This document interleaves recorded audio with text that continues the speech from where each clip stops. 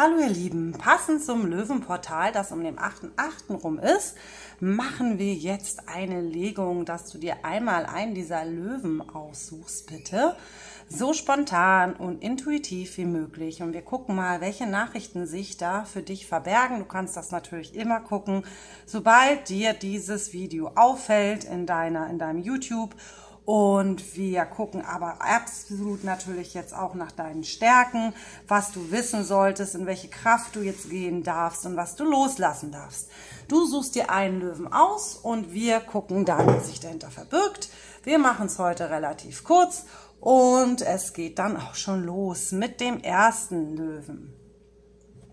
So, Kartendeck Nummer 1. Ich nehme mal diese wundervollen Karten, weil die passen richtig gut natürlich zum Portalstag am 8.8. Aber wie gesagt, wann immer du diese Legung guckst, bist du hier auch richtig. Welche Karte zeigt sich denn hier für dich am 8.8.? Was darfst du wissen? Was sind deine Aufgaben? So, einmal haben wir hier die Eiskönigin. Das ist ja interessant für einige, für euch vielleicht, die auch an diesen Film sehr gerne mögen. Ich weiß nur noch, dass es um zwei Schwestern ging und dass die eine Zauberkräfte hatte, für die sie sich nicht wirklich eingestehen wollte. Und die andere hat alles getan, um sie zu retten. Das könnte schon mal die erste Nachricht sein. Und hier steht so ein bisschen, dass du, ja, das ist, glaube ich, genau das Thema auch, keine Aktion und du siehst gar nicht, wie privilegiert du bist. Also hier geht es, glaube ich, wirklich darum, dass du jetzt in deine Kraft kommst, deine Fähigkeiten, die du hast, anzuerkennen. Die können natürlich vor allem auch spiritueller Natur sein für die ein oder andere unter euch. Wie gesagt, das ist das erste, ne? Schneekönigin, Eiskönigin, was ich hier reinbekomme. War halt dieses Mädchen, was irgendwelche Kräfte hatte, dass sie nicht wirklich kontrollieren konnte und deswegen hat sie Angst vor der Welt bekommen und sich zurückgezogen und ja, auf jeden Fall, das solltest du natürlich nicht tun. Hier geht es wirklich darum, dass du dich nicht von der Welt zurückziehst, sondern dass du in deine eigene Kraft gehst. Ich krieg hier nochmal, ich räuche auch nochmal kurz hier für dich ein bisschen Salbei und es geht mir wirklich darum, dass du verstehst, dass, ja, wir haben manchmal Gaben, die andere Leute nicht haben und andere Menschen finden das dann vielleicht auch seltsam. Du musst auch nicht jedem gleich deine Gaben sozusagen auf den Tisch legen, darum geht's hier gar nicht, sondern dass du lernst, mit deinen eigenen Gaben umzugehen und sie dann auch anzuwenden, wenn sie vonnöten sind und wenn du Menschen wirklich helfen kannst, ne? Du musst nicht unbedingt in die Welt gehen und jedem erzählen, was du kannst und wofür du geboren worden bist, sondern es geht darum, dass du nicht Angst vor der Welt bekommst, weil sie dich nicht anerkennen, so wie du bist, oder du Angst bekommst vor deinen mystischen Gaben und dich deswegen dann lieber nicht unter Menschen begibst, sondern hier geht es wirklich darum, dass du lernst, mit deinen Gaben umzugehen und mit deinen Talenten und sie dann auch den richtigen Menschen zeigen darfst und kannst und den richtigen Menschen helfen kannst und dir selber damit helfen kannst. Und nicht, dass du wirst den richtigen Menschen auch keine Angst sozusagen damit machen. Mach dir da keine Sorgen. Und das andere ist der Prinz des Feuers, den wir hier liegen haben. Und der steht hier tatsächlich auch natürlich für die Leidenschaft, auch manchmal für Aggression, aber hier für Optimismus. Und in dieser ganzen Kombination, die wir hier schon haben, ja, geht es hier wirklich darum, dass du loslässt die Idee, dass du lieber isoliert bist, dass es besser für dich ist, dass du alleine bist, dass andere Menschen dich ohnehin nicht verstehen werden oder akzeptieren werden, so wie du bist, sondern dass du in deine Feuerkraft kommst, so, ne, dass sozusagen der Feuerkönig, der Feuerprinz, der heizt natürlich hier auch, könnte man sagen, die Eisprinzessin wieder an. Also in Liebesthemen könnte es sein, dass hier jemand reinkommt für dich, der dich durchaus wieder sozusagen, ja, der dich wieder auffeuert, der dich wieder dazu bringt, dass du an dich glaubst und dass du auch in deine Kraft kommst und ja, der mit Leidenschaft wieder füllt fürs Leben und für die andere Person, aber vor allem immer wichtig auch, ne, für dich selbst sozusagen, dass deine Leidenschaft in dir selbst glüht und brennt. Und ja, wenn wir hier unterscheiden zwischen Männern und Frauen, du bist ein Mann und es geht hier um dich, dann bist du natürlich mehr repräsentiert hier durch den Prinz des Feuers als Mann. Das ist eine männliche Karte, das andere eine weibliche Karte. Und hier geht es auch wirklich darum, ähnlich auch, dass du natürlich auch mit deiner Energie lernst umzugehen, ne? Du hast wahrscheinlich sehr, sehr viel Energie, sehr viel Feuer in dir. Und es geht darum, dass du die in die richtigen Bahnen lenkst, ne? Aggression und Optimismus, ne? Wer sehr viel Leidenschaft und Feuer in sich birgt, der hat oft auch manchmal so ein Temperamentsproblem, erfahrungsgemäß. Und dieses Temperament, das sollte nicht daran ausüben, dass du dich von anderen nicht unterstützt fühlst oder wenn du das Gefühl hast, andere kritisieren dich, dass du dann aggressiv wirst, sondern dass du halt wirklich das für deine optimistische Energie nutzt und deine Energie, dieses Feuer in die richtigen Bahnen lenkst. Also nicht andere sozusagen mit deinem Feuer verbrennst, sondern unter dich selbst verbrennst mit deinem eigenen Feuer. Sondern dass es hier wirklich darum geht, dass du deine ganzen Energien ab jetzt in die richtigen Bahnen lenken kannst, wenn du denn lernst, deine Energien richtig umzugehen und sie halt in deine Leidenschaften zu bringen. Ne? Also zum Beispiel Sport wäre hier natürlich ein guter Einfall, um halt auch überschüssige Energie loszuwerden, sodass sie sich nicht in deinem Körper festsetzen und dich sozusagen dass sie sich so festsetzen und dann explosiv rauskommen in einem Moment, in dem du von jemand anderem zum Beispiel getriggert wirst. Wir gehen in das Tarot rein. Ich guck mal, was sich hier für dich zeigt an Botschaften. Wenn du dieses siehst, diesen Löwen, du hast diesen starken Löwen genommen, der ja auch als einziger Löwe noch einen zweiten Löwen dabei hat. Es kann hier also auch immer um Partnerschaftsthemen gehen bei dir. Und dazu kriegen wir auch gleich die 2 der Kelche. Also es geht hier sowohl darum, dass du wirklich deine eigenen Kräfte richtig anerkennst, richtig einsetzt, aber halt hier geht es offensichtlich auch für die ein oder andere Person zwischen euch um eine Liebessituation, die wir uns auch hier genauer einmal angucken werden. So. Ups, da fällt sie runter, die eine Karte.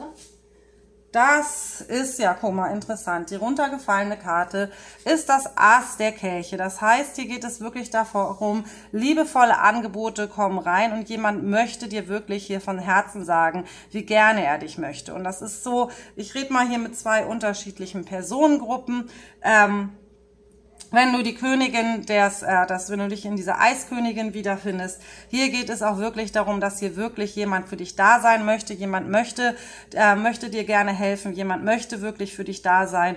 Und hier ist auch wirklich die Aufforderung, dass du das auch wirklich siehst und annimmst, weil du hast vermutlich auch ein Problem damit, anzunehmen, auch Hilfe anzunehmen im Zweifelsfall von Menschen, die dir helfen wollen, die dir auch helfen können, mit deinen besonderen Fähigkeiten umzugehen. Hier ist nochmal so dieses, du bist nicht alleine und wenn du in deinem Leben schon diesen Prinzen des Feuers hast, dann sei dir gewiss, dieser Mensch möchte dir eigentlich nur helfen. Und wenn er teilweise rüberkommt, als wäre er irgendwie aggressiv zu dir oder als würde er dir zu viel, als wäre er zu viel, so in irgendeiner Form.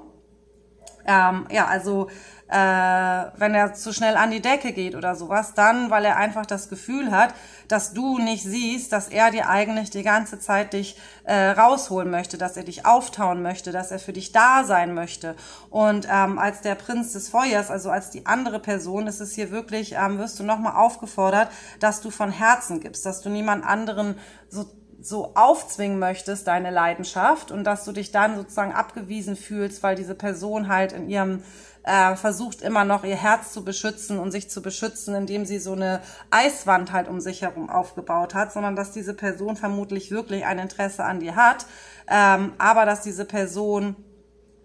dieser Person das ruhig mit mehr Ruhe zeigen darfst, dass du dieser Person nicht zu viel auferlegst, weil diese Person das dann nicht versteht. Diese Person interpretiert das dann halt als Aggression, obwohl du es gar nicht aggressiv meinst. Du bist eigentlich total optimistisch, aber du gehst wahrscheinlich zu forsch dann ran und sie bekommt dann eher Angst, als dass sie sich so von dir gesehen fühlt in dem, was sie ist, nämlich als diese Eisprinzessin, die eigentlich in erster Linie erstmal beschützt sein möchte und das Gefühl haben möchte, dass sie gut so ist, wie sie ist. Und hier ist die Aufforderung, dass du ihr genau dieses Gefühl gibst, dass sie gut so ist, wie sie ist. Und das würde sie dann auch interpretieren als eine Form der Liebe und wie man auf sie zugehen kann. Denn ihr habt hier eigentlich die besten Voraussetzungen für eine große, große Liebe zwischen euch beiden, weil ihr habt hier sowohl die 10 der Münzen noch liegen, ne, das ist auch Menschen, die miteinander alt werden, und die 2 der Kelche. Also hier geht es wirklich, glaube ich, für viele darum,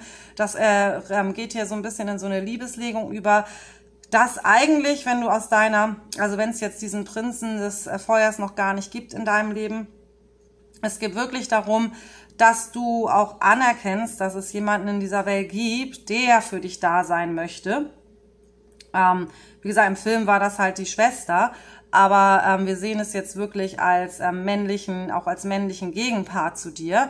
Ja, hier haben wir auch die Eule der Weisheit. Es geht darum, dass du wirklich auch von deinen Schutztieren beschützt sein wirst und dass du auch gerne dein Herz wieder öffnen darfst. Weil wir haben hier drinnen liegen, dass wenn du lernst, mit deinen Gaben richtig umzugehen und mit deinen Fähigkeiten richtig umzugehen und sie auch richtig anwendest und keine Angst davor hast, dass andere dich verurteilen für das, was du bist, dass hier eigentlich eine ganz große Liebesgeschichte noch auf dich warten darf, nämlich jemand, der wirklich eine Zukunft mit dir aufbauen möchte, eine ganz ernsthafte Zukunft, in der ihr auch wirklich am besten für euer Leben lang zusammenbleibt. Und das ist hier wirklich das Rad des Schicksals liegt hier noch drin, ne? Also das ist vom Schicksal geführt. Ihr beide gehört schicksalsmäßig zueinander. Ihr sollt zusammen sein. Wir haben hier die 7 der Kelche und es geht darum, und die 4 der Münzen. Und der liegt noch von vorher da, aber der passt, ja, den lege ich mal hier hin. Und die 4 der Münzen. Hier geht es wirklich darum, dass du vor der Entscheidung stehen wirst in den kommenden Wochen und Monaten, wie viel du von dir gibst und wie viel du von dir preisgibst. Und das ist für dich eine Entscheidungsfrage. Also du fühlst dich, als müsstest du dich entscheiden, wie viel du bereit bist zu geben. Und weil du halt immer wieder das Gefühl hast, dass dieser Mann, um den wir hier reden, jetzt wieder zu den Frauen gesprochen, und wie gesagt, das kann ja auch unterschiedlich genau andersrum sein. Das gilt jetzt hier mehr für die Mehrzahl. Und nochmal hier so eine Entscheidungskarte mit den 2 der Schwerter. Ne? Das ist hier Kopfentscheidung. Und hier ist es auch ein bisschen immer Sachen für sich behalten. 7 der Kelche ist eine Herzensentscheidung. Welche Entscheidung soll ich von meinem Herzen aus treffen? Weil du halt oft das Gefühl hast, dass dieser Mensch, ja, wie gesagt, zu viel Feuer hat, zu aggressiv teilweise wird, du teilweise mit seiner Energie, die so viel ist für dich, dafür, dass du dich so lange zurückgezogen hast von der Welt, nicht richtig umgehen kann. Und dann geht der Mann, also hier die männliche Energie, in eine zu sehr Energie von, dass er dich irgendwie dominieren möchte, dass er dir sagt, du hast jetzt aber aus dem Haus zu gehen, ne? Das ist doch schön draußen, und du fühlst dich manchmal von dieser Person aber so gezwungen, Dinge zu tun, die du gar nicht tun möchtest. Aber eigentlich möchte diese Person dir nur zeigen, wie schön das Leben ist und was du verpasst, wenn du die ganze Zeit drinne bleibst. Aber das macht sie halt auf eine Art und Weise, die nicht so, die du nicht richtig verstehst. Und mit den 6 der Schwertern und mit den König der Stäben, Entschuldigung, habe ich hier so ein bisschen die Tendenz drinne liegen, dass du dich eher dafür entscheidest, das hinter dir zu lassen, dass du da gar nicht, dass du das Gefühl hast, es wäre besser für dich, wenn du gehst. Solange diese Person sozusagen um dich herum ist. Aber hier haben wir halt, wie gesagt, drinnen liegen. Die Person kommt nochmal hier.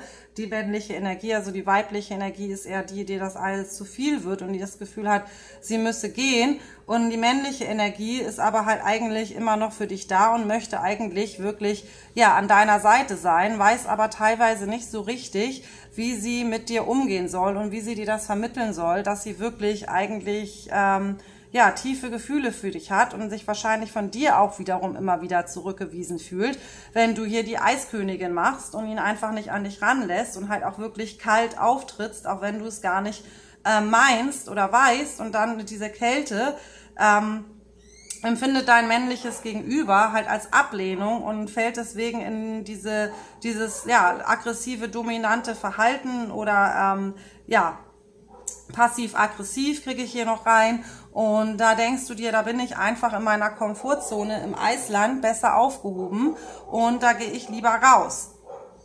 Also die Entscheidung, die hier drinnen liegt, ist tatsächlich, gehe ich hier raus oder entscheide ich mich dafür, mit diesem Mann zusammen zu sein. Dazu hätte ich gerne noch 2 Karten. Ups, da kommen sie auch schon. Dankeschön, ups, und noch eine. Also hier, guck mal, da kommen wir als die Königin, kriegen wir dich als die Königin der Schwerter rein. Du könntest genauso diese Person sein, diese Macherin, diese Königin auf dem Thron. Ihr seid hier eigentlich wirklich, das ist hier mehrfach drin, dass ihr wirklich eine außergewöhnliche Beziehung miteinander haben könntet. Ihr seid auf einer Seelenebene sehr, sehr tief miteinander verbunden. Ihr tretet hier auf als Königin und König der Stäbe, nebeneinander liegend, und dazu habe ich noch den 9 der Kelche. Entschuldigung, die 9 der Kelche ist hier Und dazu habe ich dann noch den Nah. Und der Nah habe ich halt richtig rum umgedreht sozusagen. Also der soll ja eigentlich, ist eigentlich falsch rum. So, ne, der gehört so rum, aber wir haben ihn richtig rum. Hier ist wirklich drin, dass du als Frau die weibliche Energie, das gilt natürlich genauso für die männliche Energie, für euch alle beide. Wenn das mit euch beiden was werden soll, dann müsst ihr eure Selbstliebe an erster Stelle setzen und auch anerkennen, dass wir alle Fehler haben, dass wir alle nicht vollkommen sind oder dass wir halt so vollkommen nur sein können, wie wir zu vollkommen für uns selber sind. Und hier ist halt wirklich wichtig, dass du dir Zeit für dich selbst nimmst und Zeit nimmst, an deiner eigenen persönlichen Selbstliebe zu arbeiten, indem du an dich glaubst, indem du daran glaubst, dass du es verdient hast, geliebt zu werden, indem du deine Aufmerksamkeit auf das richtest, was du hast, auf das, was du nicht hast und dass du aus diesem Gefühl heraus auch deine Entscheidungen treffen kannst. Hier ist wirklich als der Ratschlag für dich drinne, so oder so ist es wichtig für dich, dass du nochmal Zeit für dich alleine verbringst, dass du auch an das sozusagen, dass du nochmal entwickelst, ein Gefühl dafür entwickelst, was du möchtest, was du kannst, aber was du für dich selbst auch wert bist.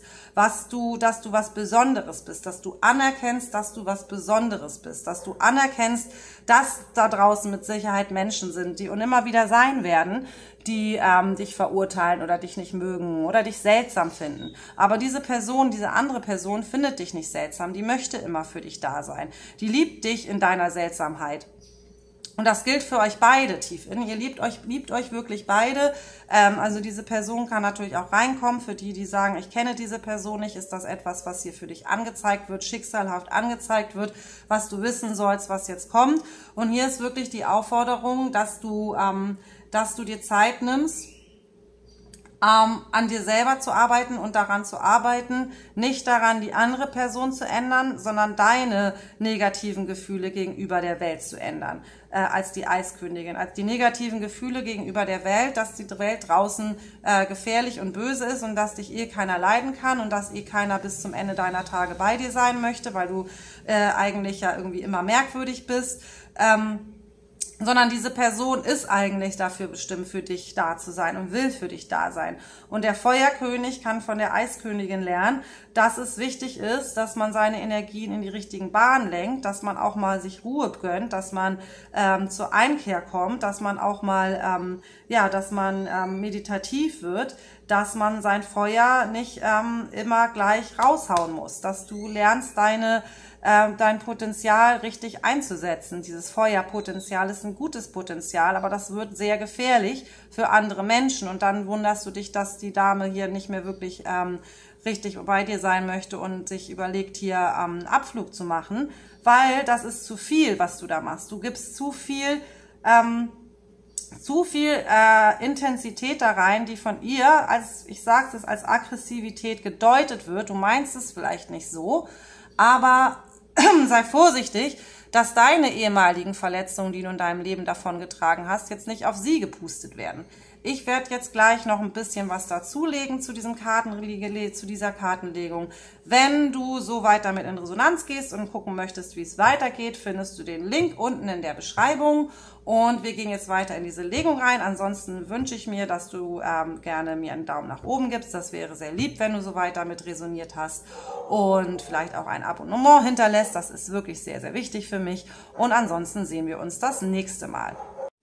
Herzlich willkommen, Nummer 2. Du hast dir den weißen Löwen ausgesucht und weil dir ein Portalstag ansteht, wie gesagt, wann immer du diese Legung guckst, wird sie auch mit dir übereinstimmen. Aber wir nehmen einmal diese Karten, weil die haben ja sowas wie ein Portal hier abgebildet. Hups, und da fällt schon was raus, ohne dass ich gemischt habe. Interessant, die lassen wir sofort liegen, aber ich hole noch mal andere dazu oder vielleicht noch Magie der Göttinnen sonst. Bums, da kommt 4 Karten, wow, das ist aber viel. Das gucken wir uns sofort an. Immer mehr, na gut. So viele wollte ich gar nicht, aber das hätte ich vielleicht ansagen müssen, liebes Universum. Wir haben für dich einmal den Kosmos. Wir haben, Prisionero, jemand, der sich gefangen fühlt. Die Schwestern der Station. Der verschiedenen Ebenen, würde ich das eher wahrscheinlich deuten. Entschuldigung, man muss sie im Spanischen auch immer erstmal übersetzen. der verschiedenen Ebenen. Dann ist hier der Phönix aus der Asche gefallen. Und auch noch das Kind des Kamels, das Kamelkind, das Kind, was auf dem Kamel sitzt. So, warte, ich lege die mal so hin, dass ihr die auch alle einmal sehen könnt. Nummer 41, 31, 17, 29 und 33. Falls eine Karte damit für dich besonderes Bedeutung hat, die Zahl, dann weißt du jetzt auch sozusagen, wo du genauer nochmal hinhören darfst. Und hier haben wir mit dem Kosmos erstmal, das ist ja auch so eine Mondkarte. Guck mal, hier siehst du auch den Mond sehr, sehr deutlich. Und hier geht es wirklich darum, dass du darauf hören darfst, jetzt in dieser Zeit, wo du das guckst, was du wirklich von oben eingeflüstert bekommst, ne? Von deinen Spirit Guides, von deinen Geist, von der geistigen Welt, von deinen Ahnen vielleicht auch, alles, was dir sozusagen auch in deinen Träumen zu dir kommt. Das Universum, das kommuniziert immer mit dir, also zum Beispiel eben über Zahlen. Zahlen sind ein gutes Beispiel dafür, wenn du bestimmte Zahlen immer und immer wieder siehst, dann guck das immer gerne nach, was diese Zahlen zu bedeuten haben, weil Zahlen zum Beispiel sind etwas, womit das Universum am einfachsten mit uns kommunizieren kann. Das andere sind Zeichen wie Schmetterlinge oder Zeichen, die du dir selber setzt, so Regenbogen, all das, was du als Zeichen deutest und die Bedeutung, die du dem Ganzen gibst, das macht es da im Universum auch leichter, mit dir zu kommunizieren und du bekommst im Moment wahrscheinlich sehr viele Botschaften, die dir dabei weiterhelfen, voranzukommen, weil natürlich mit diesem sich gefangen fühlen, dass sie auch mit drinne liegt oder nicht so wirklich weiter wissen, haben wir hier haben wir natürlich die Tendenz für dich gerade drinne liegen, dass das wahrscheinlich gerade so ein bisschen auch das Problem ist und hier steht auch ein bisschen Selbstsabotage drinne. Also selber, ja, wenn man sozusagen die Zeichen nicht annehmen möchte und nicht sehen möchte, was man tun soll, die einem das Universum schickt, dann macht es das dem Universum ja auch nicht gerade leichter, dir zu helfen. Wir haben hier auch die Schwestern der verschiedenen Ebenen, ne? Das kannst du dir wirklich vorstellen, ja, in der Maya-Mythologie gibt es hier auch den Baum des Lebens und oben ist, aber in dem Fall, nee, jetzt kriege ich rein, es geht hier auch um dein höheres Selbst, ne? Hier das höhere Selbst, was hier oben thront und runter guckt und eigentlich schon weiß, was richtig und was falsch für dich ist und was du tun sollst und die sitzt halt sozusagen oben und denkt sich, du, warum macht sie nicht das, was ich ihr doch verständig versuche, als Botschaften zu senden? Und wir befinden uns ja aber nun mal nicht in der höheren Ebene oder sind nicht immer mit unserem höchsten Selbst verbunden. Und hier ist wirklich mehrfach die Nachricht drinne für dich, dass es wirklich in diesem Moment sehr wichtig ist, dass du auch die Verbindung suchst zu deinem höheren Selbst. Und wie machst du das? Das kannst du mit unterschiedlichen Sachen machen. Hier die eine meditiert. Die andere macht Musik. Die nächste, ja, das würde ich sagen, das ist so wie so eine Muse für sie hier, ne? Die hört zu, die hört der Musik zu. Die eine macht Musik, die andere hört Musik. Weil auch in Musik kann das Universum dir Botschaften schicken und versucht mit dir zu kommunizieren über das, was jetzt wichtig für dich ist, damit du hier vorankommst und aus diesem Gefühl, des nicht vorankommst und ich krieg sowieso nichts gebacken, und alles funktioniert irgendwie sowieso nie so, wie ich es möchte, dich da rauszuholen und dich hier tatsächlich auch zum Phönix aus der Asche zu machen. Der Phönix in der Asche, wisst ihr wahrscheinlich alles. Der steht dafür, dass du eigentlich denkst, das ist alles schon verloren und dann ändert sich aber alles und du steigst sozusagen wie Phönix aus der Asche. Das bist du. Du kannst deine Energie, wenn du deine Energie änderst, beziehungsweise wenn du die Zeichen verstehst, die du bekommst, dann wirst du wie Phönix aus der Asche steigen. Und mit dem Kind, das wir haben, also das ist so das, was jetzt sehr, sehr wichtig ist für dich, ne? Achte auf die Zeichen, die du geschickt bekommst. Hier möchte das Universum, dein höheres Selbst, die möchten dich hier gewinnen sehen. Die möchten sehen, wie du als Phönix aus der Asche steigst. Und mit dem Kind auf dem Kamel hast das auch wieder... Klick hier rein, das hat auch viel damit zu tun, dass du dir nochmal deine Kindheitsthemen angucken kannst, aber halt auch an die guten Seiten der Kindheit denken kannst, dass du dich auch mit deinem inneren Kind verbinden darfst und nicht nur im Sinne von, gib deinem inneren Kind Trost und zeig deinem inneren Kind, dass es gut so ist, wie es ist und heile deine Wunden, indem du auch mit deinem inneren Kind redest, sondern indem du deinem inneren Kind auch wieder dir selber zulässt, dass du auch mal wieder dein inneres Kind rauslassen darfst, im Sinne von, dass du durchaus auch mal wieder, habe ich gar nicht, doch ich dachte gerade, ich nehme gar nicht auf, aber tue ich sehr wohl, 33, Ja, und hier geht's auch um Kleinigkeiten, ne? Dass du einfach in den Kleinigkeiten wieder Freude findest und dass du dir auch selber erlaubst, wieder Spaß zu haben und vielleicht einfach wieder Dinge tust, wenn du einfach eine Schaukel sitzt und dich auf die Schaukel siehst und dich auf eine Schaukel setzt, wie du es damals als Kind gemacht hast und dich einfach mal wieder ja, frei fühlst und wie du als Kind dich gefühlt hast, dass du dir nicht ständig nur Sorgen und Ängste gehabt hast über Dinge, die zutreffen oder dass sie nicht zutreffen oder was alles passieren könnte, sondern dass hier geht es wirklich darum, dass du auch wieder die Leichtigkeit in deinem Leben findest und die findest du, indem du eben wieder mit diesem kleinen Kind, das du mal warst, auch wieder in Verbindung gehst und das auch einfach mal wieder rauslässt. Aber lass uns in die Karten gucken, was sagen denn die Tarotkarten dazu, worum geht es denn hier genau bei dir?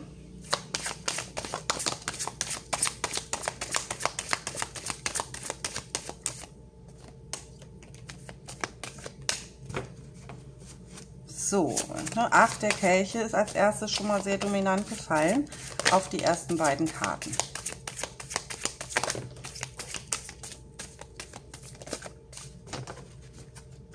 Eine Karte ist runtergefallen, die hebe ich sofort auf.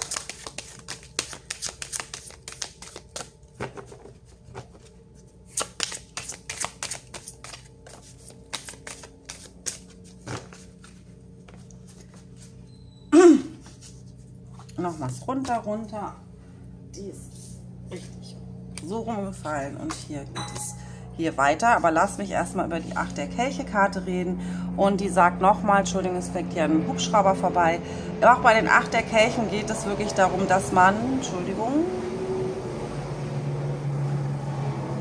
wenn ich dran denke, schneide ich das raus, dass man die Vergangenheit hinter sich lässt, dass man Dinge loslässt, dass man voranschreitet. Das ist jetzt deine Zeit, in der du wirklich daran arbeiten darfst, Sachen loszulassen, um andere Sachen in dein Leben zu ziehen. Ne? Und mit dieser Herzschmerzkarte hier da auch, die wir hier dazu haben, die 3 der Schwerter, hier geht es um dein Herz, dass du in die Heilung deines Herzens gehen darfst, indem du aber auch das Thema nochmal anguckst, woher dieses Thema kommt. Das hat viel ja auch mit unseren Kindheitstraumata zu tun, unser Herzschmerz, aber natürlich auch aktueller Herzschmerz, den du gerade empfindest. Hier das Universum schickt dir permanent Zeichen, dass du das bitte rauslassen sollst, dass du das gehen lassen sollst, dass du das jetzt hinter dir lassen darfst, dass das deine Vergangenheit ist und nicht deine Gegenwart und auch nicht mehr deine Zukunft sein soll, weil in deiner Zukunft hier, ne, auch nochmal mit diesen Schwestern der Ebenen und in deinem höheren Selbst, was ich da mit reinbekomme, dein höheres Selbst möchte eigentlich, dass du gesehen wirst. Du bist jemand, der eigentlich hier auf einer Bühne stehen kann oder im Internet wie Instagram oder sowas gesehen werden sollte, weil du bist eigentlich jemand, der hat eine total super Präsenz und du lässt dir diese Präsenz gerade wegnehmen, weil du dich zu viel mit Sachen beschäftigst, die in der Vergangenheit liegen und die dir zu viel Herzschmerz gebracht haben, dass du dich selbst hier in Isolation bringst und anfängst, dich selbst zu sabotieren. Und deine geistigen Führer, dein höheres Selbst, rufen dir eigentlich schon die ganze Zeit zu, du willst doch gesehen werden. Also man will doch, dass du gesehen wirst, ne? Auch wenn es hier um Liebesthemen geht. Wenn du das Gefühl hast, du wirst immer nicht gesehen oder keiner nimmt dich wahr, dann ist das hier nochmal die Erinnerung, dass das nicht richtig ist, dass das deine Perspektive ist, dass du das ist, was du über dich selbst immer und immer und immer mehr glaubst und dass du genau diesen Glaubenssatz jetzt bitte hinter dir lassen darfst und daran glauben darfst, dass du hier durchaus jemand bist, der auch gesehen wird von anderen Menschen. Du merkst es nur vielleicht gar nicht. Und dann haben wir hier die 5 der Kelche und die 6 der Münzen. Also bei dieser Energie vom Phönix aus der Asche ist auch nochmal das Thema, ne? Auch die 5 der Kelche gehen darum, dass man Sachen nochmal anguckt, nochmal bearbeitet und dass man es aber dann sozusagen hinter sich lässt. Also was immer dein Thema ist, es ist vorbei, auch wenn es um Herzschmerz geht. Hier geht es wirklich darum, dass es für dich wichtig ist, dass du dich darauf fokussierst, dass du in einer Beziehung bist oder in einer zwischenmenschlichen Situation, das kann hier auch um Arbeitsthemen gehen, in der das Geben und Nehmen zwischen dir und der anderen Person ausgeglichen ist. Und das war es vermutlich in der Vergangenheit nicht.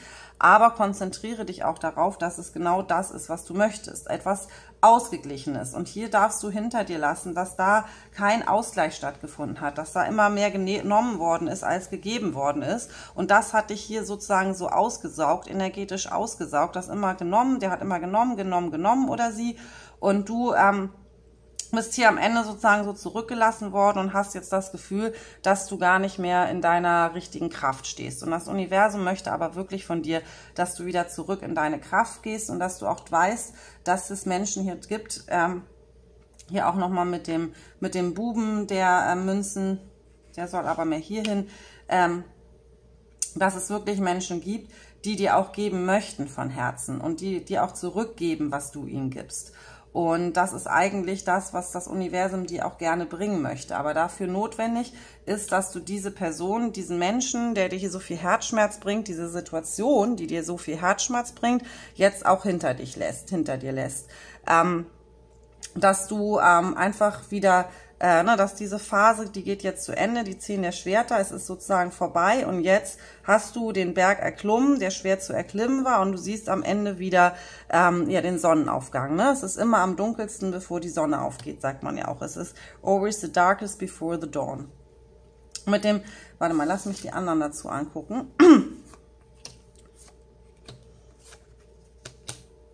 So. Wir haben hier drinnen liegen mit den 10 der Stäben, die sind hier nochmal falsch rum auf diese 8 der Kelche, auf diese Kosmoskarte. Nochmal hier, du hast ein Problem aktuell vermutlich damit, weiter zu zweit sozusagen das hinter dir zu lassen, weil du schleppst sozusagen, du versuchst zwar jeden Tag dich zu motivieren und war dein Weg weiterzugehen, zur Arbeit zu gehen, deine Sachen zu machen, aber hier ist wirklich diese Aufforderung drin, du hast immer noch zu viel emotionalen Ballast bei dir, zu viel emotionales Gepäck, das du bitte gehen lassen sollst, weil wenn du das nicht gehen lässt, dann wirst du es weiter bei dir tragen und das sind zu viele negative Emotionen bezüglich vermutlich, wie gesagt, eines Menschen, die dafür zu führen, dass du anfängst hier mit Selbstsabotage oder hier auch nichts mehr das Gefühl hast, es bringt nichts mehr, irgendjemanden sein Herzens zu schicken mit diesen Schenken, mit den 4 der Münzen. Es bringt eh nichts, es endet immer alles immer wieder nur in Herzschmerz und das ist hier auch mit dieser Selbstsabotage gemeint.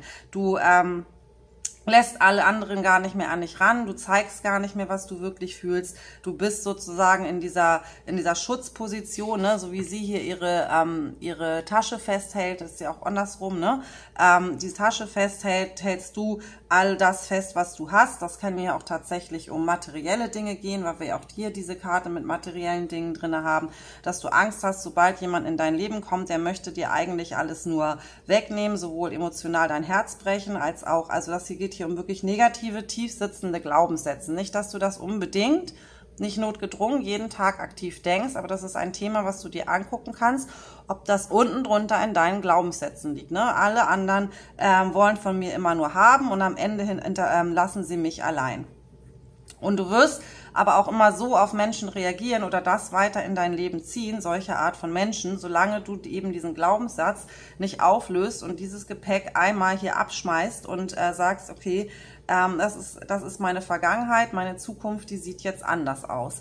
Weil hier musst du in deinen Ausgleich kommen. Du musst daran glauben, dass du gesehen wirst. Du musst daran glauben, dass du es wert bist. Und hier geht es aber erstmal darum, dieses Gefühl, deine Emotionen wieder auszubalancieren, indem du zum Beispiel dir jeden Tag morgens oder abends, also am besten gleich nach dem Aufstehen, du wachst auf, machst dir einen Kaffee und so weiter und so fort und dann hörst du dir erstmal während des ganzen Prozesses, Zähne putzen, im Badezimmer sein, Morgenaffirmation an. Ich bin gut, so wie ich bin. Ich habe es verdient, geliebt zu werden. Ich bin was Besonderes. Und das führt schon dazu, dass negative Glaubenssätze nach und nach sich auflösen, dass du hier erstmal wieder in die emotionale Balance kommst und dich dann aktiv auch mit den Sachen nochmal auseinanderzusetzen.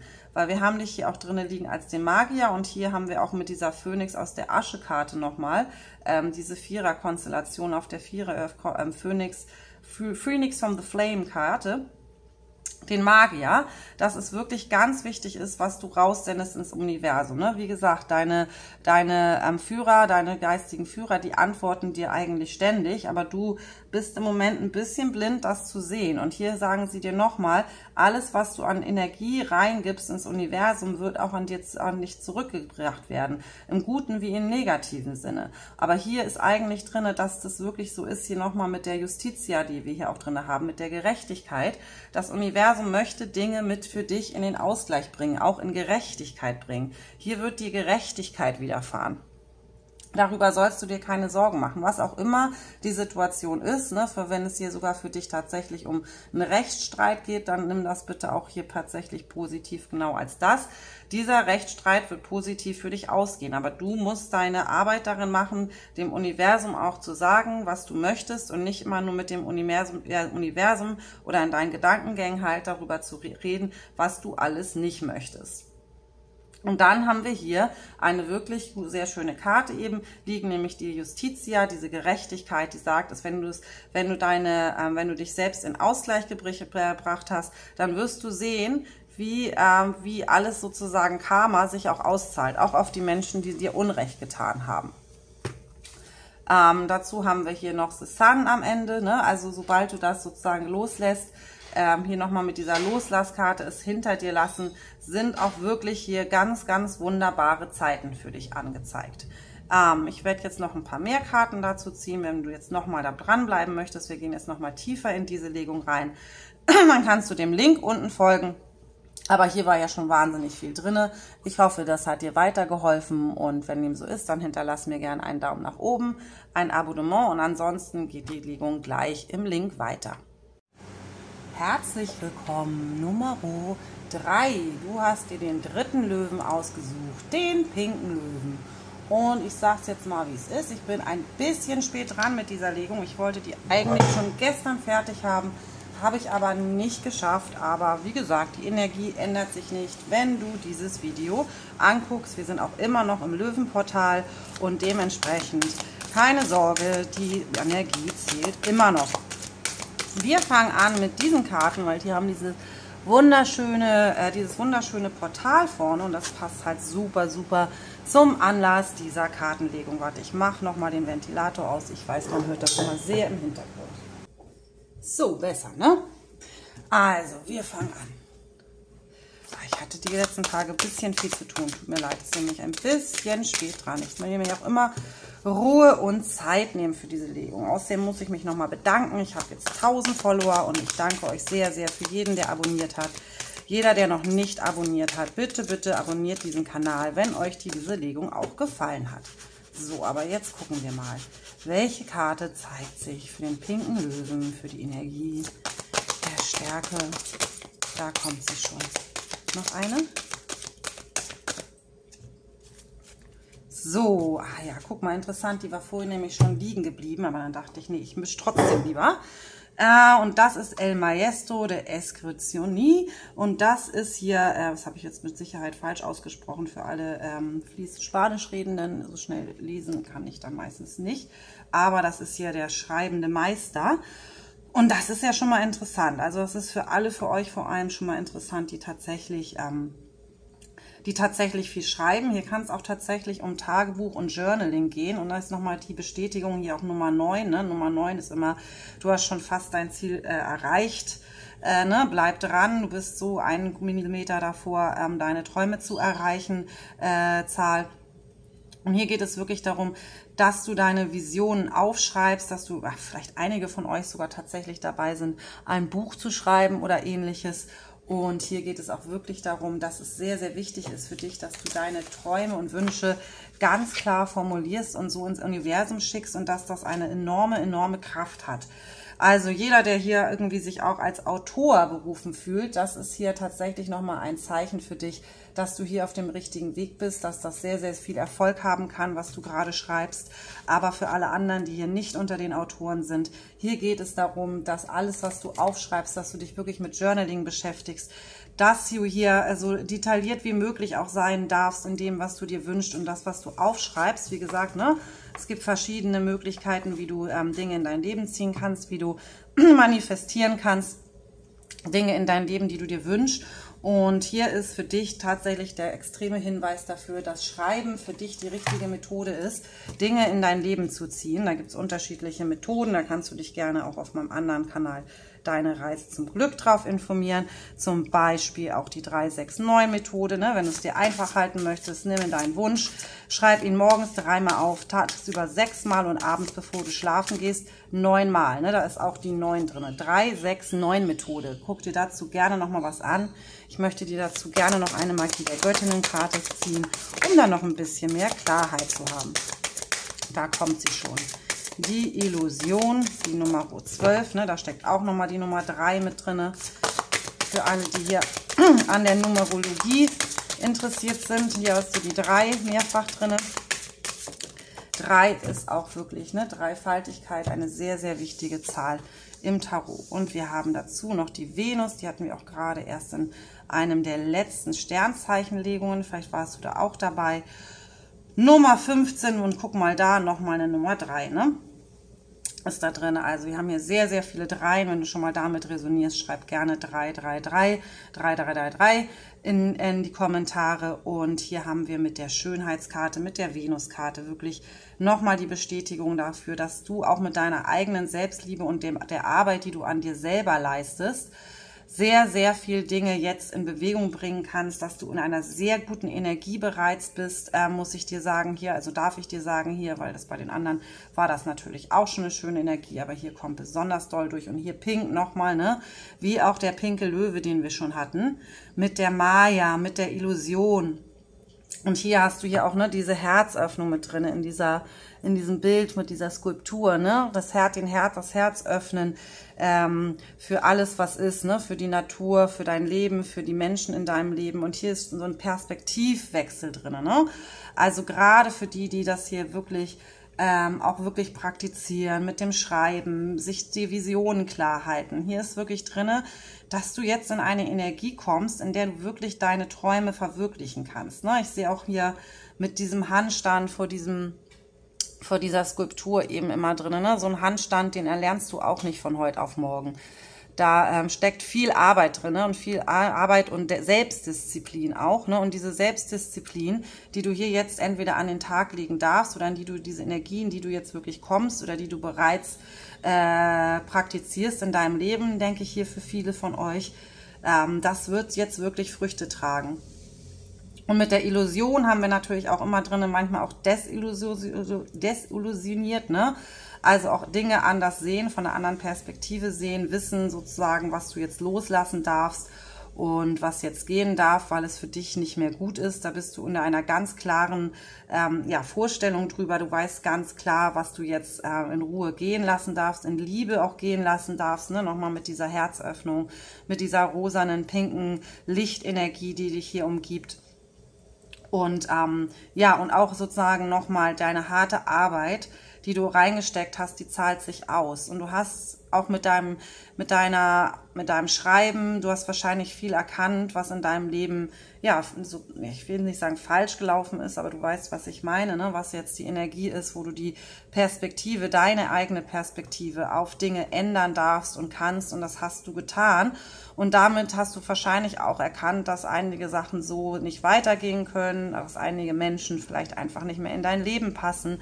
Und aus dieser Selbstliebe aber heraus, ne, die wir hier auch mit dieser Venus haben, aus der Selbstliebe heraus Sachen gehen lassen, nicht aus der Wut heraus oder aus der Enttäuschung heraus. Ne? Oft kam erst die Enttäuschung, so ist es ja oft, ne? Illusion, ne? Du musst erst enttäuscht werden, da liegt das Wort Täuschung drinne. Die Illusion ist auch manchmal eine Täuschung, so eine Fata Morgana. Aber hier haben wir mehr drinne deine Vision, die du hast, die hast du ganz klar formuliert, definiert und ins Universum geschickt. Und aus dieser Energie heraus und hast du deine Selbstliebe wieder aufbauen dürfen und können.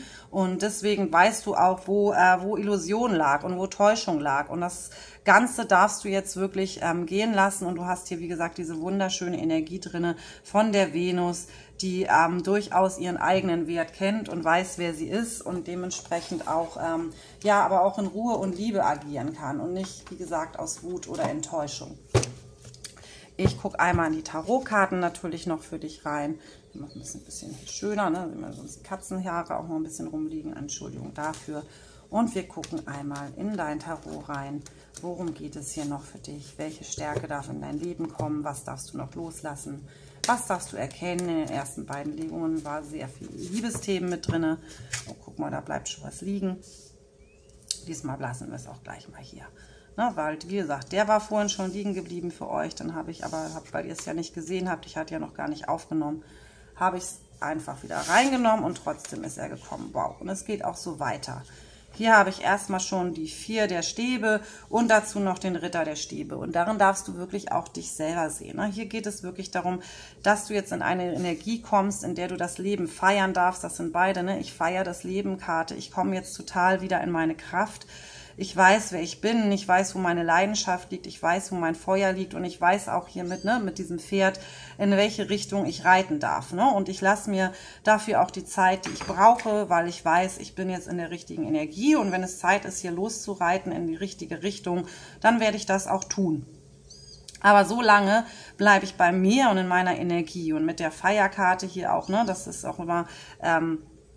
kann auch für Hochzeiten stehen, ne, für fröhliche Anlässe, wenn es wirklich für dich geht, dass es soweit ist, dass du hier jemanden gefunden hast bereits in deinem Leben, dann ist das hier auch nochmal eine Karte dafür, dass das hier wirklich etwas ist, was anhalten wird, was Bestand haben wird, wo auch tatsächlich andere, wo man andere Eben erreicht in einer Beziehung. Aber lass uns mal gucken, was wir hier noch für dich bekommen.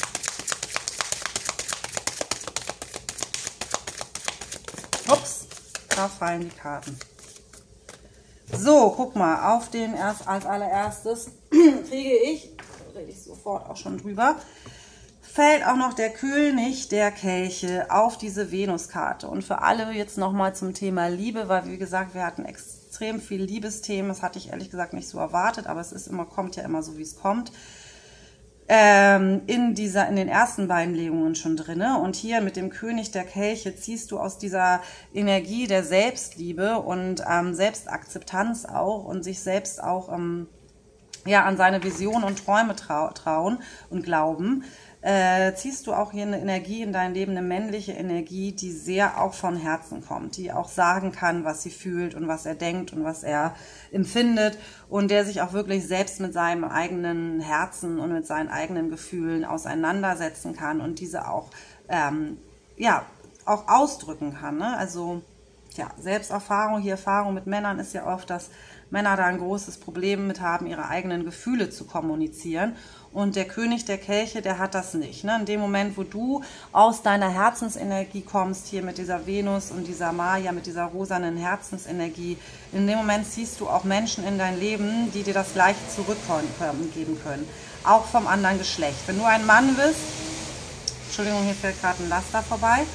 Wenn du ein Mann bist, dann nimmst du das bitte jetzt einmal nochmal als Bestätigung dafür, dass das hier auch für dich gilt. Ne? Das zeigt jetzt dich als sozusagen den König der Kelche, ich nenne auch den König der Herzen in dieser Energie, dieser Venus-Energie, ne? Dass das auch für dich zählt. Du hast du hast eine große Selbstliebe mittlerweile entwickelt, in der du auch verstehst, was dir in der Vergangenheit wehgetan hat, was du heilen durftest und heilen kannst und was du in Liebe eben auch gehen lassen darfst. Und damit bist du sehr, sehr interessant und anziehend für Frauen, die auf demselben Level sind wie du, ne? Die sich nicht hier selber in der Ruhe liegt der Kraftenergie sind, die selber sich mit sich selbst beschäftigt haben. Und hier haben wir nicht mehr so eine toxische Energie drin, wie man in der Vergangenheit vermutlich noch mit anderen Menschen hatte.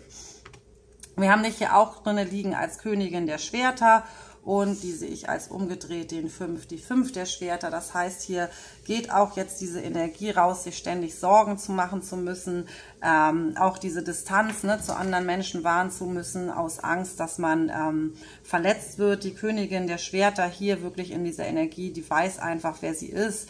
Du bist auch in der Lage, alleine zu sein, du kannst Single sein, du brauchst niemand anderen, aber halt in einer guten Energie im Sinne von, ich warte halt, dass sich auch das Richtige für mich ergibt und Ich kann auch alleine zu Hause sein und bin auch alleine zu Hause glücklich und muss nicht unter anderen Menschen sein, um das Gefühl zu haben, dass mein Leben spannend ist. Weil mein Leben ist spannend, auch wenn ich alleine bin hier. Ich kann auch alleine trommeln und will zu Hause sein. Da muss mir auch gar niemand bei zugucken. Ich mache Dinge für mich selbst und nicht für andere. Und das ist eine mega gute Energie. Und raus geht hier auch langsam wirklich, oder geht hier auch diese Energie des sich Sorgen machen, wie soll es weitergehen, wie sieht meine Zukunft aus, nichts bewegt sich, alle anderen erreichen was, nur ich nicht. Vergleich mit anderen, ne, das ist wahrscheinlich viel lange ein Thema für dich gewesen. Andere klettern die Karriereleiter hoch, nur ich nicht. Andere sind schon lange verheiratet, nur ich finde einfach überhaupt niemanden. Und das ist hier diese Energie, die geht hier jetzt wirklich ganz, ganz gut raus bei dir, weil du einfach erkannt hast, dass du niemanden anderen brauchst, außer dich selbst, um glücklich zu sein. Und dass es auch nicht sozusagen in diesem Leben darum geht, dass man sich mit anderen vergleicht und guckt, was der schon hat und der schon hat, sondern das ist dein Leben und in deinem Leben läuft alles ab jetzt so, wie du es dir wünschst, weil du andere Sachen geklärt hast für dich, entdeckt hast für dich, die andere Menschen nicht haben, und dementsprechend musst du dich auch nicht mehr mit anderen vergleichen. Ja, du brauchtest hier viel Zeit in deiner eigenen Heilung mit den 4 der Schwertern. Du hast dir Zeit für deine eigene Heilung genommen. Und es ist auch für dich okay, wenn Dinge sich dementsprechend aktuell vielleicht noch nicht so schnell bewegen, wie du es dir wünschen würdest oder wie du es vielleicht immer noch hoffen würdest. Aber du bist damit in Ordnung, also gerade wenn es hier auch um die Liebe geht, anzuerkennen, dass du vielleicht noch in deinem eigenen Heilungsprozess bist und dass du diesen Heilungsprozess auch annimmst und mit Liebe machst und wie gesagt nicht das nötig hast, dass jetzt irgendwie gleich der Nächste kommt oder die Nächste kommt, mit der man in eine Beziehung geht, sondern dass es für dich einfach ganz in Ordnung ist, dass du im Moment vielleicht einfach noch alleine bist. Guck mal, und genau daher kommt gleich noch das, oh, und die ist umgedreht, das ist sie auch nicht ohne Grund.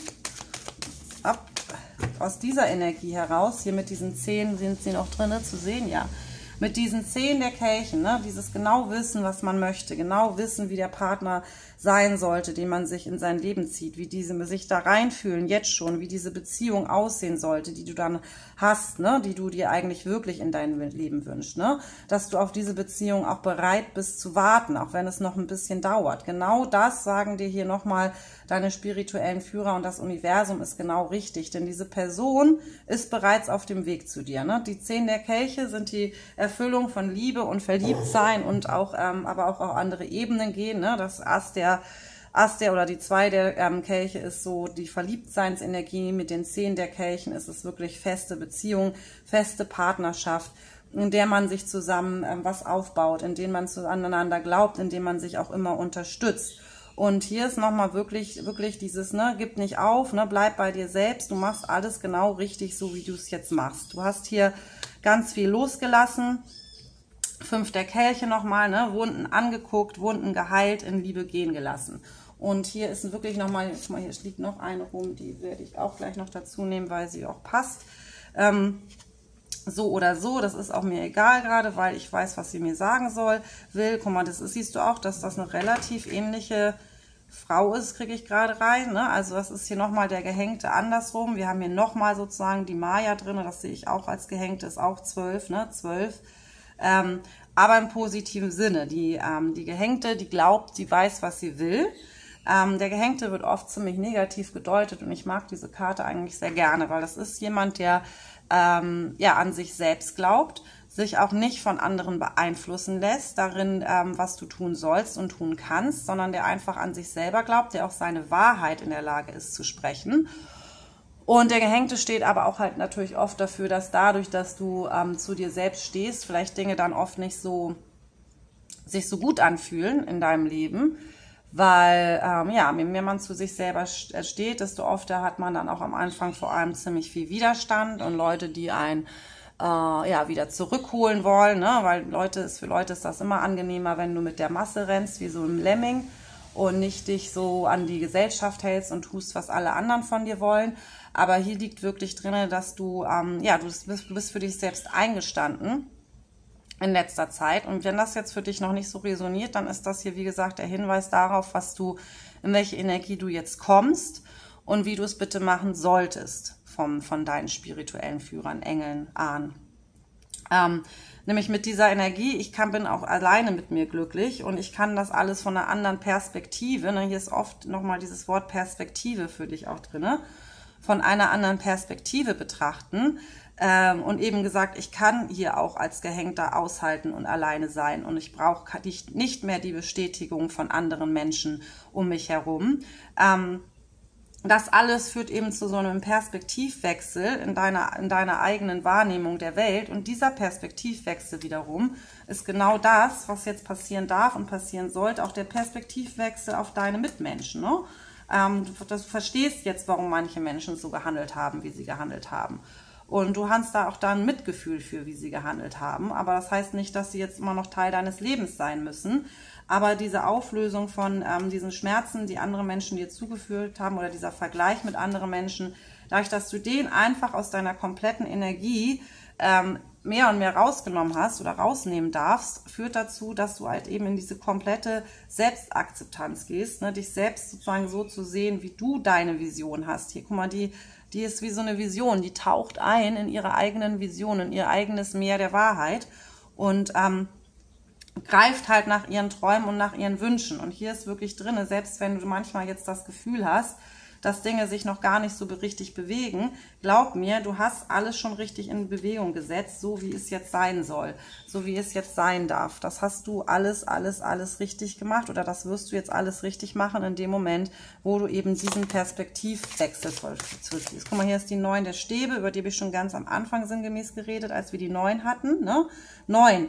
Du glaubst gar nicht, dass du hier, die 9 der Stäbe ist genau die Karte, die ich in dem Moment auch schon in meinem Kopf hatte.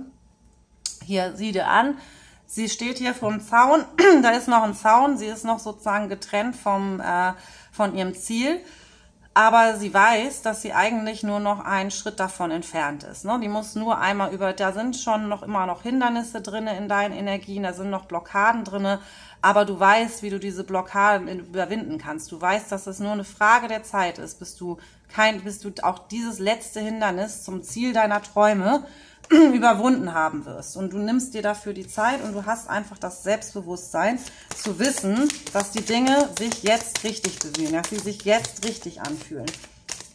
Und hier runtergefallen der Hierophant noch dazu, ne? Also hier der Hierophant, der ist auch durchaus, wie gesagt, nochmal auch in der Lage, alleine zu sein. Der glaubt an seine Träume und der weiß, ne, hier, der geht die Treppe hoch. Das ist auch die Treppe der Erleuchtung.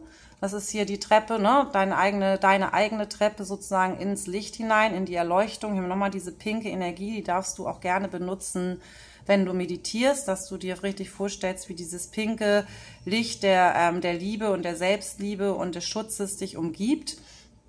Während du diese Treppen zu deinen Träumen energetisch ziehst du das immer und immer und immer und immer mehr an.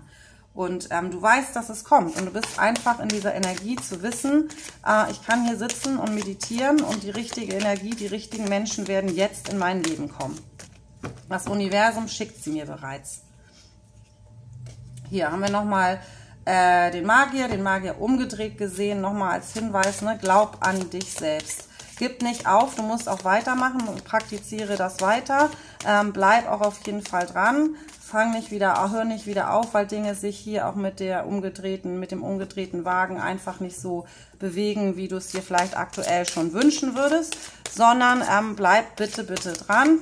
Du bist auf dem richtigen Weg. Lass dich da nicht von irgendjemandem oder lass dich da nicht unterkriegen.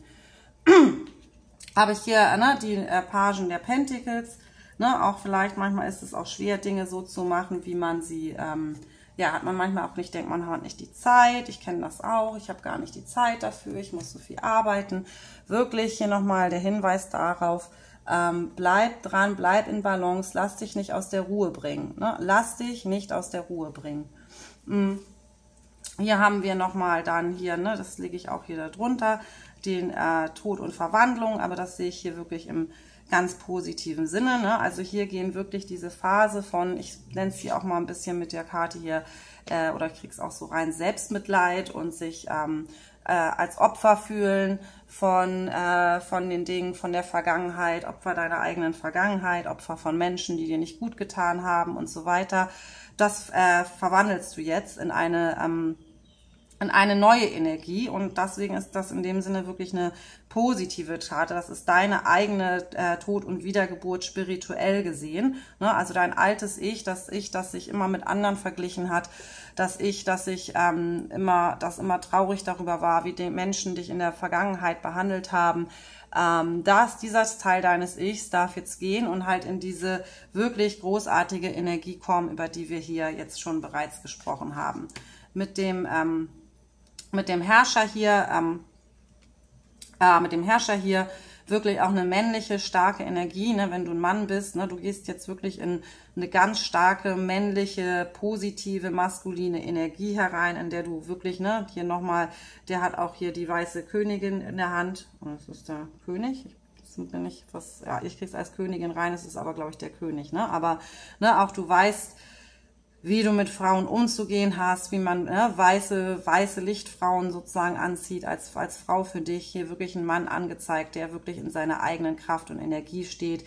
Indem du die anderen sozusagen hinter dir lässt, rauslässt, gehen lässt, verstehst, dass das nichts mehr mit deiner Zukunft zu tun hat, ziehst du auch die richtigen Energien in dein Leben. Und als Page der Schwerter hier nochmal auch hier auf diesen Stangen drauf, auf diesen Blockaden, wie ich das so reinbekomme, auf den letzten Hindernissen. Nochmal der Hinweis, weil ich sie auch zuerst so ein bisschen falsch rum hier hatte. Hier geht es trotzdem darum, dass du noch lernst. Du musst noch irgendwas lernen, um das letzte Hindernis zu überwinden. Und hier geht es wirklich dann nochmal nicht nur um spirituelle Lernen, sondern auch tatsächlich ums intellektuelle Lernen. Ne? Also hier fehlt noch was, ne, um die letzte Hindernis zu überwinden, von A nach B zu gehen. Diese Erleuchtung, die jetzt noch reinkommen darf. Ne? Auch vielleicht, ja, über das andere Geschlecht. Ne? Wie geht man besser mit denen um? Das können wir alle immer besser, noch ein bisschen besser machen. Hier geht es nochmal wirklich darum, auch der Hinweis, dass du dir auch noch ein bisschen Wissen aneignen darfst oder solltest, um eben dieses Ziel endgültig zu erreichen. Geht es hier darum, dass noch irgendwas an Erleuchtung und Wissen reinkommen darf und dass du nicht aufhören sollst, dich zu informieren und die richtigen Bücher auch zu lesen für dich, die richtig sein könnten, weil mit irgendeinem Buch kommt die große Erleuchtung raus. Und wenn du hier wirklich dein eigenes Buch gerade schreibst, ne, hier nochmal der Hinweis, dass du auch anderen Menschen damit sehr viel Erleuchtung bringen wirst und dass du das bitte tun sollst, ne, dass das sozusagen, ja, wie dein Durchbruch ist, dieses Buch, was du schreibst. Für die, wie gesagt, die schreiben nochmal als letztes mit dieser Buchkarte, mit dem Buben der Schwerter, die hier auch eine Frau ist, und diesen Vögelchen, die hier auch um sie rumschwimmen, nur nochmal 2, wenn es auch um die Diebe geht. Hier wirklich der Hinweis, dass du das bitte, bitte machen sollst, weil das könnte wirklich dein großer Durchbruch sein. Wir gehen gleich nochmal in die erweiterte Legung rein. Ich glaube, das ist ja hier schon eigentlich eine ziemlich komplette Legung, aber ich gucke natürlich trotzdem gerne nochmal. Das habe ich ja auch bei den anderen gemacht, was sich hier noch zeigt. Wenn du die gerne weiter gucken möchtest, dann findest du unten den Link in der Beschreibung, wo es weitergeht. Und ansonsten würde ich dich bitten, mir natürlich den Daumen nach oben zu hinterlassen, wenn das hier mit dir resoniert hat, oder einen Kommentar, ne? Gerade wenn hier die Dreien extrem mit dir harmonieren, die Legung mit dir harmoniert hat. Sag mir das bitte gerne in den Kommentaren, und ansonsten sehen wir uns das nächste Mal.